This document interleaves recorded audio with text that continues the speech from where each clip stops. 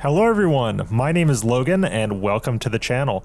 The wait for Hitman Freelancer is finally over. I've been playing it for the past few days and I do have some takeaways that I think some of you will find helpful. Please consider liking, commenting, and subscribing if you do find this helpful, and know that I do stream every weekend. Also, be sure to leave a comment if you think I missed anything. Here are 6 hard lessons I've learned so far. Number 1, improvise. If you're like me, you've probably been playing Hitman since it came out in 2016, and you know that the tried and true formula of the silver baller, the coin, and the lockpick tends to work for most situations. Or in the case of elusive targets, the seeker gun works. Now, don't get me wrong, all of this is still true in Freelancer. The catch in Freelancer is you won't always have those tools. In fact, old standbys, like the lockpick and the seeker gun, will be few and far between and incredibly rare, so you'll have to improvise and play it by ear.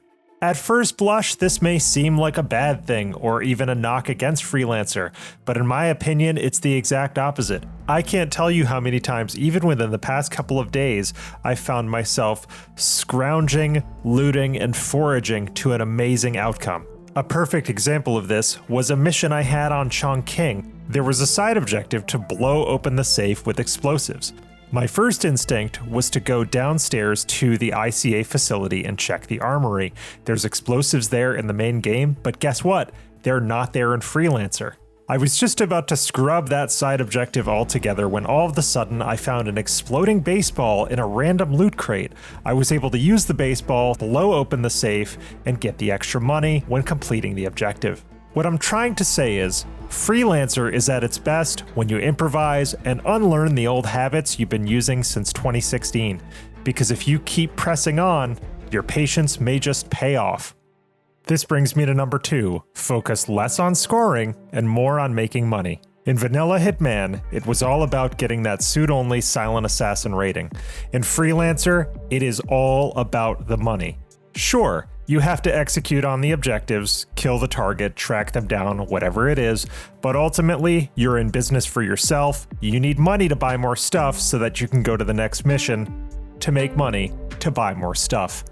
I found myself struggling with this at first because my gut instinct was always to be as quiet and as clean as possible, but really, some of the messier mission objectives can be incredibly financially rewarding. A good example of this is something like kill 3 guards with an assault rifle or eliminate your target with a frag grenade. These are all things that the main game incentivizes you to stay away from. Freelancer, on the other hand, encourages perfectionist players to step out of their comfort zone and just make the money. There's no clearer indicator of this than the fact that they've removed the idea of silent assassin altogether. No more silent assassin rating, no more green guns. So don't be afraid to make a mess or go loud if it means more money. The economy can be incredibly punishing, so make sure to stay ahead of it. Having more advanced tools later on in the campaign will make things a lot easier for you. Next up is number 3. Check the objectives for all locations as you start a campaign. With a little bit of knowledge and foresight, you can plan ahead. You may need a specific item in order to complete a high payout objective later on, as some items are rare and you may have trouble finding them exactly when you need them. In one of my prior campaigns, I knew that there was a side objective to eliminate a target in Bangkok with a fragmentation grenade.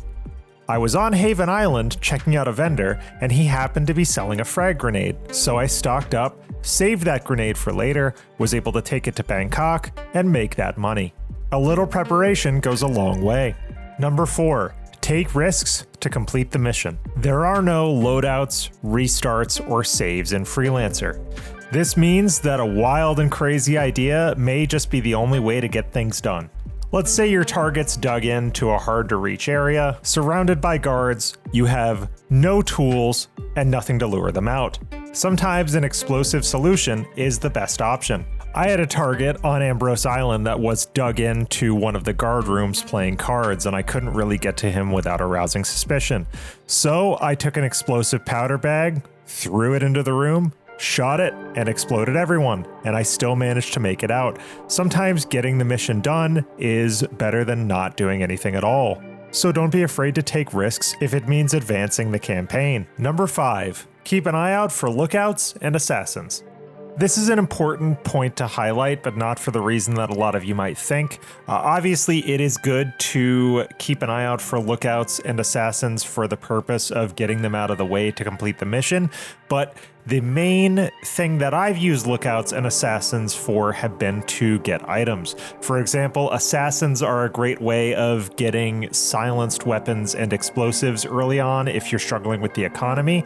In my experience, almost every assassin is carrying some kind of silenced pistol, so if you're looking to obtain a silenced pistol, keep an eye out for suspicious looking people hovering around the suspects during showdowns. It's a great way to gear up when you don't want to spend the money. They're also a great way of figuring out if you're getting close to the target. In my experience, a lot of the lookouts and assassins will be regular civilians with enforcer bubbles over their heads, so keep an eye out for that if you're struggling to find target meeting points during showdowns. Last but not least, number 6. Find target burner phones and use them. During showdowns, all suspects, including targets and non-targets, will have a burner phone on them. If you're fortunate enough to take out a non-target and get your hands on a phone, you can use the phone to manipulate all of the remaining targets into one spot. In my experience, sometimes this is the only way to lure a target out from an open public area. I was gunning for a syndicate leader on the Isle of Scale, and the target kept mingling in very open and public areas, and there was no way I was going to take them out without luring them away. I tailed them for a long time trying to find an opening when I finally realized that I could use the burner phone to lure them to a secluded area, pop them in the head with the pistol, hide the body, and get out. Without the burner phone, I likely would have had to take her out in a public space, causing a scene and likely failing the mission. Phones do seem a bit overpowered at this point, but honestly, don't be afraid to use them if it means the difference between failing the mission or succeeding. Well, there you have it. Those were my 6 hard lessons I've learned getting started in Freelancer. Please consider liking and subscribing if you liked the video and want to see more. Also, don't forget to hit the notification bell so that you don't miss out. I do stream every Sunday. Leave a comment in the comments if you think I missed anything. What are your tips and tricks? Well, that's it for now. Thanks again for watching, and I'll see you next time.